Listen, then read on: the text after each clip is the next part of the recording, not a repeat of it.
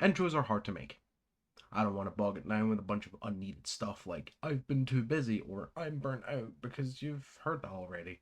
You're probably feeling like those two things right now, knowing my audience. However, I've come bearing great, but ultimately bad news. I got into Warhammer 40k, and I don't regret it.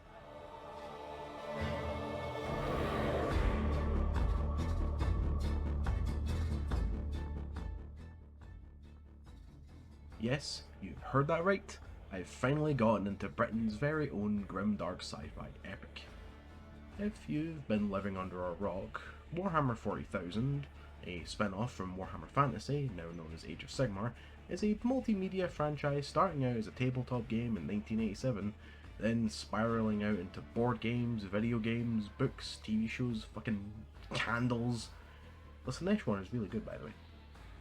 I knew of the series for a while, but I got introduced formally by my good friend Snow, who showed me Warhammer Darktide during Payday 2's EOS controversy, and I haven't looked back ever since. Well, I have, but now I'm also a really big fan of 40k. The world building just simply tickles my brain for morally ambiguous characters. Everything's grey in the future, including the little plastic men. Speaking of, after being introduced to the series, then seeking out the lore in my own time, my recommended was quickly flooded by talented hobbyists. Midwinter Minis, Pete the Wargamer, Rogue Hobbies, Offbeat Builds, Mishmash, and so many more. It actually got me thinking back to when I was younger, painting up my Lego figures with acrylic paints. I wasn't very good at the time, but seeing all this on my feed, it awoke something in my dumb little head. Something that had been asleep for a whole decade. So, I borrowed some acrylic pens and bought my first mini. Would you like to see it? Yeah, a 20-year-old made this fucking thing. Honestly, I'm impressed the pen tip was small enough to get into some of the hard-to-reach places, but it's probably for the best I quickly bounced back from this. Like, seriously, an Ultramarine? For shame past me. We only respect one Ultramarine around here.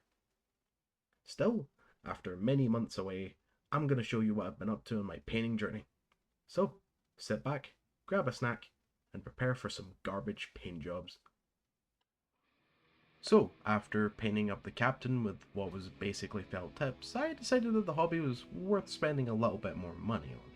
Even if the paint job was certified ass, I still enjoyed it and decided to buy the Infernus introduction kit, also buying stuff like primer and a few extra paints. After that, I painted up this little guy. This was actually a gift from my girlfriend, as she was the one who bought me that captain for me. The colour scheme being loosely based off an OC of hers, but I didn't get the right type of blue. The paint job is okay, though due to it being touched by fingers with skin oils, the paint has started to rub off over time. Still, for a first attempt, it isn't bad. And around the same time, I even repainted the captain model. I did have to buy a replacement helmet because the previous seller took it off the sprue, but I quite like it, even if the colour scheme was limited to blue, white and bronze. I especially like the checkering on the tilting shield and the loincloth. A sign of great things to come, I'm sure. Still, by this point I just wanted to test my painting prowess. So, heading into my local Warhammer, I bought 2 metallics, a red, plastic glue, and this golden bastard. Honestly, I love how the Blade Champion looks. It's the best Custodes model to date, at least in my opinion. There's just enough gold for it not to overpower the rest of the model, but you might notice a slight issue on mine. I'll give you a second to spot it. In case it wasn't obvious, that tactical rock is backwards, so he's about to plummet straight into the ground like a massive twat. Sadly, I threw him out a while back, which was a shame, but I still have his twin swords in my bit box, so not all is lost. Maybe I should get another one, but only time shall tell. After that, it was fairly radio silent until March, where my girlfriend told me I could have any kit I wanted, just as long as we played Skyrim together on a Discord call. Sadly, Bethesda ruined Skyrim so much I couldn't progress past Helgen, so not only did I get to introduce a Fallout 4 fan to New Vegas, I also got a box of Sternguard Veterans. And a few days later, I created this. Same with the Infernus Marine, this colour scheme is instead based off one of my OCs. And I liked how it turned out. True, the light is a bit patchy, and God knows why I didn't paint the lower half of the bolter with lead belcher, or the power sword's grip red, but hey, I quite like it. Even if there is a part of me that wishes I saved the bolter holding arm and the beaky helmet for other stuff. After that, I painted a second Sternguard. This time, another gift from my girlfriend. I like the helmet. The rest of it is a bit shit. But I especially hate that fucking hose. It does not connect, and I swear it didn't accept primer, because every time I tried painting it, it would just dry up and disappear. If you're struggling with the hoses on pyroblasters or heavy bolters, just clip them. I doubt anyone would care, they have a tank right there. If you noticed by now, I was just painting whatever I thought was cool, but it did make me think. Did I want to make my own army, or just paint up my favourite Space Marine chapter? Actually, what was my favourite Space Marine chapter? Well, having watched a few videos, I had time to think. I like the Salamanders, they are the kindest of the Space Marines, but I don't like flamer weapons or their dark green colour scheme. Personally more of a fan of their rogue trader scheme in my opinion. The Rainbow Warriors are cool, but everything about them is 90% fanon, even like my favourite colour scheme for them. And the Thousand Sons are a traitor legion, so I'm less likely to find discounted versions of them. And that's when I found it. The combination of everything I like. A design that gets better the more you practice, a group that's been around since Rogue Trader, so they have a unique pattern, great plot, and most importantly, yellow. Ladies, gentlemen, and everyone else, the Lamenters. I already thought the Blood Angels were pretty cool, but the Lamenters are just something else. So, I started to work on models 7, 9, and 10, using these minis to get the hand of painting the symbol, an impressive feat if you can do it without giving up the checkers. Granted, I'm not one of those people, but I have found that if you just do the outer ring of checkers and then work your way inward, by the time you reach the middle and goof up, you would have already painted over or used a decal to get the white circle. Try it out if you're struggling. My favourite of these has to be the one with the power fist. It just reminds me of that one image of Kiryu Kazuma walking towards the camera. And to the keen listeners among you, or people who just looked at the timestamp, you'll have noticed that 8 was missing.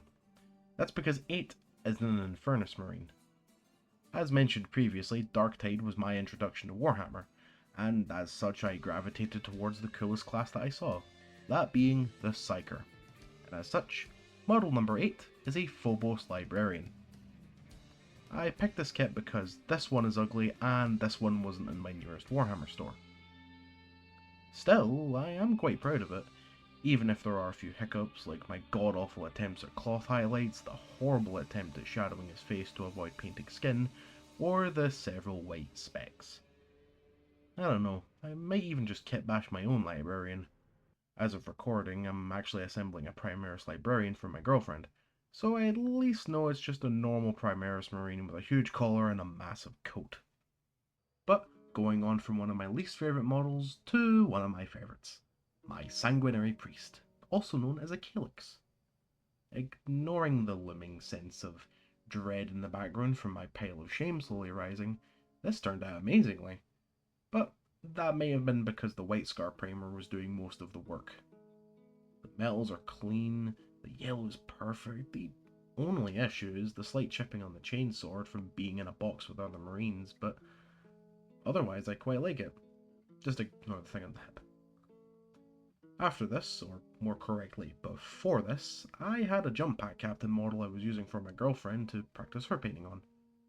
After a while I decided it was probably a bad idea to use a detailed model for her first model, and instead just gave her a spare intercessor. Here it is right now. I'm really proud of her. The only thing I did was the Minotaur helmet on the base, the edge highlighting, and the symbol. Still, getting off track. Because I had a jump pack captain that was sadly painted in blue, I had to scrub it off to obviously apply a new fresh coat. So, with a jar of Icy Pro, not only did I clean off the paint job from the captain, I also scrubbed the paint off the Relic captain. That's right baby, round 3, let's fucking go! Paint job number 3 on this guy turned out a lot better. Okay, I lie. I don't like his shield. My first time dry brushing didn't turn out so good. Doesn't help that the trim's been rubbed off slightly. Still, I had to replace the tilt shield with one from the Sternguard kit, and his backpack was fitted with a banner from the same sprue, which I was really proud of.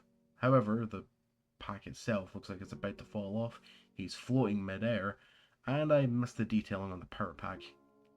Honestly, I should just leave him here, he does not need a fourth time around.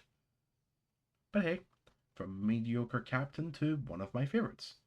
The sad thing about it is if I were to take him onto the tabletop I couldn't actually use him, as the base is 10mm too big for his model. A shame really, but I still love it. I did steal the idea of using a Minotaur as a basing prop from Lamentably's video, but I was really proud of the paint job I gave it. Slathering him in Armageddon dust, painting on some Scrag Brown, and topping it off with Balthazar Gold for a really crusty looking rust. Plus, this was using up my 9th intercessor, so I still had an even number. Even if in reality I was just going to make 5 normal Lamenters and just use the spare 3 for other chapters or basing parts. I would like to paint a Rainbow Warrior someday. But after that, it was time to start thinning out my pile of shame. So, after digging around in my Sternguard box, my bits bin and another kit, I made this little guy. As I mentioned before, there's only one Ultramarine I respect, the protagonist of the game Boltgun, Malum Cato. And this right here is my tribute to him. The chainsword arm is actually from the Sanguinary Priest, and the pointing arms from the Bladeguard kit. Minus the chapter symbol, I really like how this guy turned out. Of course, he's not going to be my only tribute to Cato. I have that planned further down the line.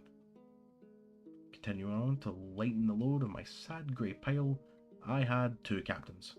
And if you've been keeping count, I have 4 including these 2. In total I have 5 captain models, so if I ever play the tabletop game it's going to be 2 squads of normal guys in the goddamn Justice League. But, back on track with my Terminator captain.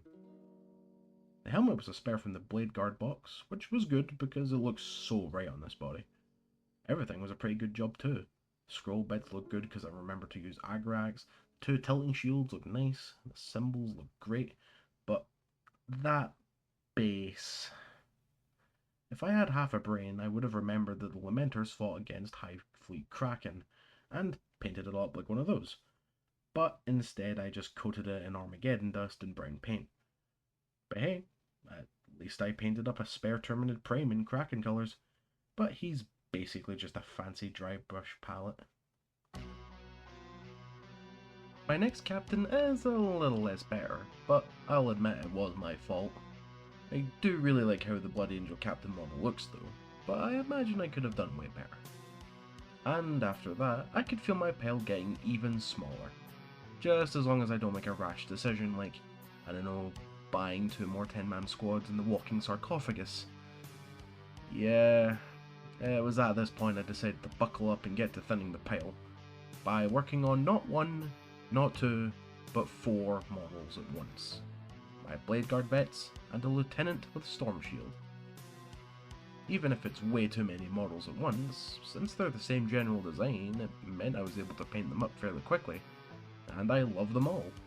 The chapter symbols turned out great, the power sword blades are amazing, and I finally bought a small enough fineliner to write on the parchments. If you look closely, the lieutenant has Badab written on his shield and shoulder. Now, why would a Lamenter have a place that isn't their homeworld across their armaments? Well, I wanted to add some extra flair to my high-ranking Marines, and I felt like it would make sense for them to have reminders of their failures and their fallen brothers. Badab, Slaughterhouse 3, Raphaela, Kraken, anything as a symbol to how far they've came. Finally, on to my last 4 models. I didn't do all of these in order, I know, but I wanted to get the end of the video done. First, my last 2 Sternguard. I absolutely adore how these 2 came out. The vet with the combi weapon is actually my latest model, and I'm so proud of myself for making something that looks absolutely amazing. I especially love the metal arm of the other one, as well as adding the relic to the bottom of his bolt rifle. Next was my Gravis captain, and I'll admit I fumbled heavily with this one. honestly, I'm not sure what I think about Gravis armor in general. I do like the heavier form of Tacticus armor, even if it makes Terminator armor seem redundant, but I don't know, something on this model doesn't look right to me. Maybe it's the solid amount of yellow, the weird looking wrist bolter, or the cape. I don't know, but it does make me wish I had an Apothecary Biologist model instead. I just wish that wasn't a part of a push-fit kit that cost nearly 70 smackaroons. But finally, my last model. A standard Primaris Chaplain. I love how this little guy turned out. If it wasn't for the issue of White Dwarf with the Silver Chaplain, I honestly wouldn't have made this guy. The black cloth and the gunmetal armor is so striking. It doesn't help I also topped off the Crozius with the head of a Primaris Psyker's staff. Yes, I know the Crozius is just a bonking stick. I just think the skull looked like ass compared to every other depiction. And with that, that's everything. Well, everything as of now. Currently, I have a batch of Terminators that need painting up, and that doesn't include my massive pile of shame. But I don't mind, it's been a fun journey, and I hope that I can bring my creations to wonderful viewers like you. I do have some plans for kit bashes and crossovers, but that's for another time. Thank you for letting me ramble, and I'm sorry if this wasn't what you wanted to have for your usual content. I'd say challenge runs are coming back, but honestly, I wouldn't hold that against me. I did just say I have a lot to do. But still, thank you for watching. My name is Buck Taylor, and have a good night.